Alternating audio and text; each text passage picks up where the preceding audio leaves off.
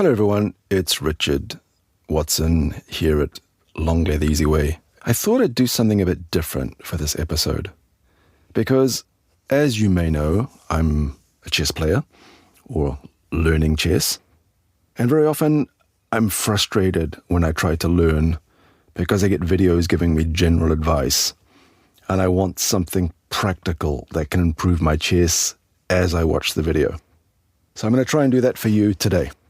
What do I need to know exactly in English, and how can I get started today? What do I need to know? I would say the first thing is you need words. You need a lot of words. Of course, most people have them, and if you're listening to this, you probably do. Let's put that aside. But your basic challenge all through your language learning experience is to learn more and more ways of saying things in English. That's the reality. That comes down to words. They're the atoms and the elements of learning. In terms of structures, I would suggest you have 5 key structures that you need to learn. These 5 tenses, as it turns out, but these 5 structures I recently read represent 96% of all English used in the world. Mostly written, I imagine, but still, 96% is a big percentage of 5 tenses. Make a note of this or come and look at the transcript after. I'm going to give them to you. Present simple. I go, I want, I need, I do. That's the first one. Second one, present continuous. I'm going, I'm doing, I'm taking, I'm speaking. That's the second one. So 2 different ways to talk about the present, which you don't have in French. Not exactly the same. 2 different ways of talking about the past. The past simple, I went, I saw, I did, I had, etc., etc. And the present perfect, at least the present perfect simple, I have been, I have seen, I have done, and so on.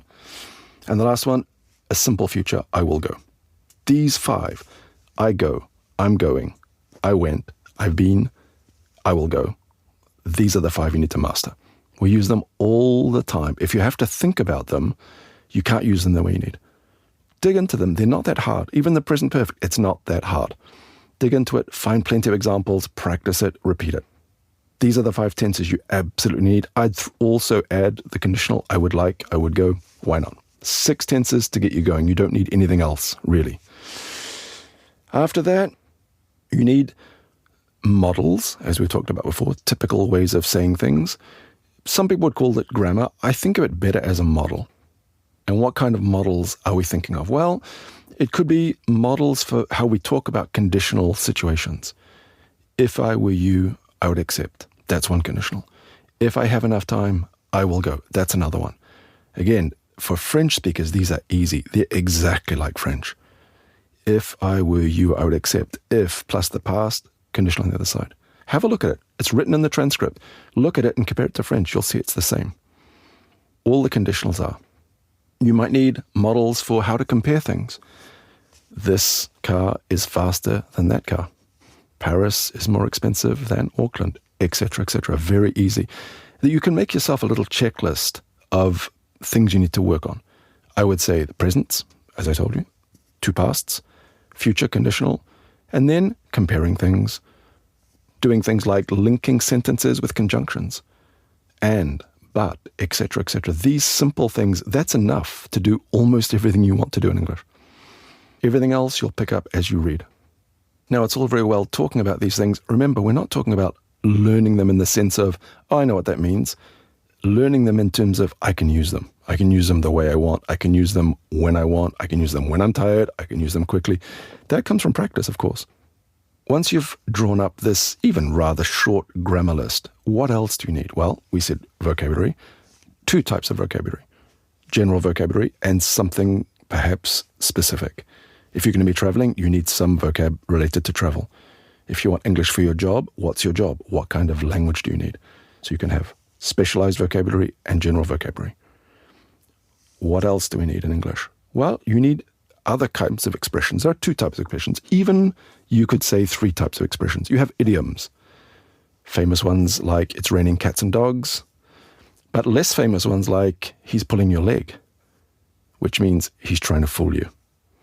Most people don't know that. These are fun. They're good to learn. You don't need them.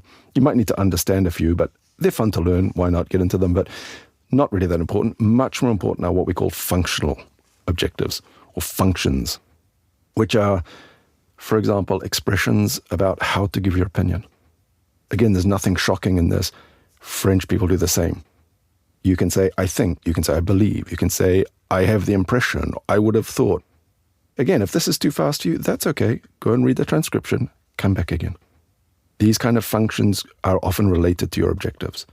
If you need to do meetings in English, think about how you give your opinion. Think about how you present yourself, how you present a project, how you talk about figures, how you talk about graphs. You know your job. You know your needs. Draw this up yourself. Functions, functional expressions. And the last one, and perhaps the most fun, is something in English we call collocations. Collocations are words which just naturally go together. There's no real reason. It's just in this language, they fit together. Think of things like at the moment. That's not what you say in French. In English, it's at the, it's not in this moment. Why? Because that's how it works. In English, you make a mistake.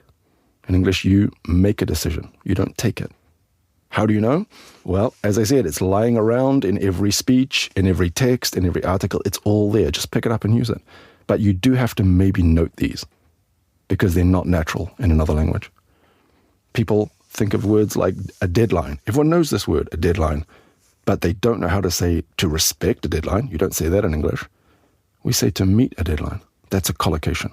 Words like a word partnership, words which just naturally fit together. And if you do this and work down at grammar list, functions, 2 different types of vocabulary and collocations, that's a good package for everything you need for English. Anyway, that's enough of that.